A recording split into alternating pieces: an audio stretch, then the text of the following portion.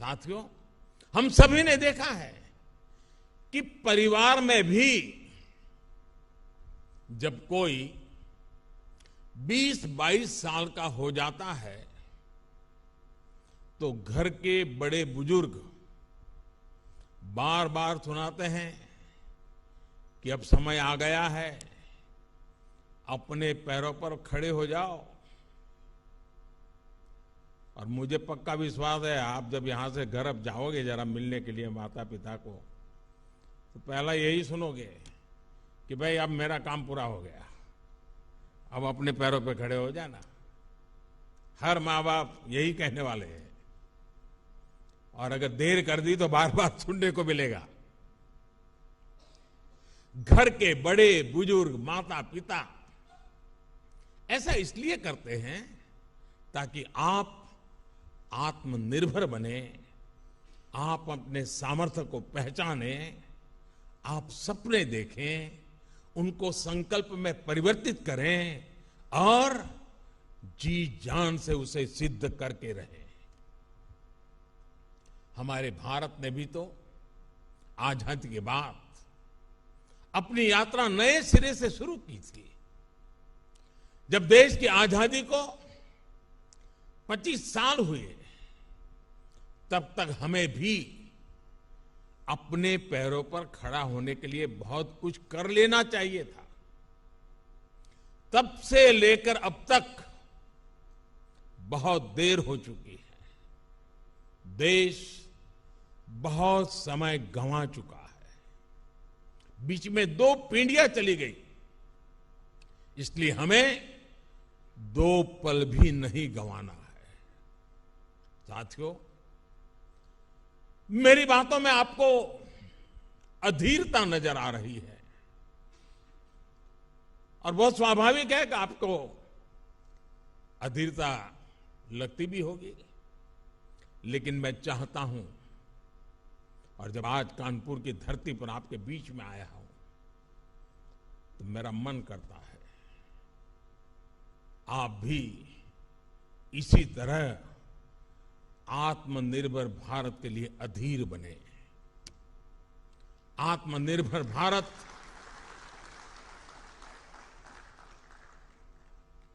पूर्ण आजादी का मूल स्वरूप ही है, जहां हम किसी पर भी निर्भर नहीं रहेंगे।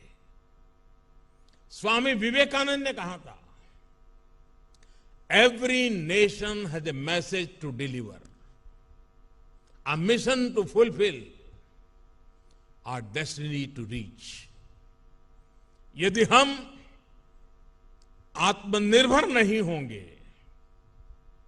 तो हमारा देश अपने लक्ष्य कैसे पूरे करेगा, अपनी डेस्टिनी तक कैसे पहुंचेगा। साथियों, आप ये कर सकते हैं, मेरा आप पर भरोसा है। और मैं जब आज इतनी बातें कह रहा हूं, इतनी चीजें कर रहा हूं, तो मुझे उनमें आपका चेहरा नजर आता है। आज देश में जो एक के बाद एक बदलाव हो रहे हैं, उनके पीछे मुझे आप ही का चेहरा नजर आता है। आज जो लक्ष्य देश तय कर रहा है, उसकी प्राप्ति की शक्ति भी देश को आपसे ही मिलेगी। आप ही हैं जो ये करेंगे, और आपको ही करना है।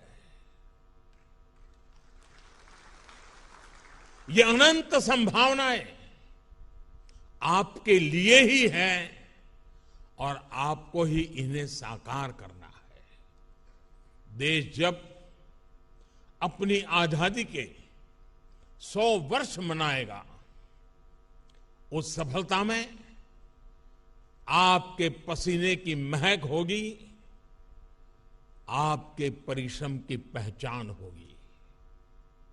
और आप ये भली भांति जानते हैं कि बीते वर्षों में किस तरह आत्मनिर्भर भारत की नींव तैयार करने के लिए, आपका काम आसान करने के लिए देश ने किस तरह काम किया है।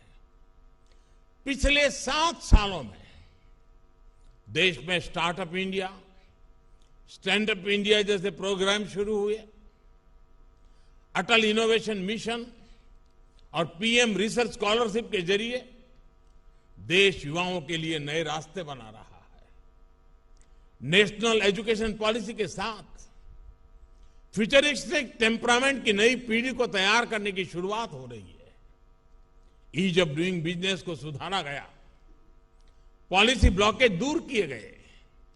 इन प्रयासों के परिणाम इतने कम समय में आज हमारे सामने है। आजादी के इस 75वें साल में हमारे पास 75 से अधिक यूनिकॉर्न्स है, 50,000 से अधिक स्टार्टअप है।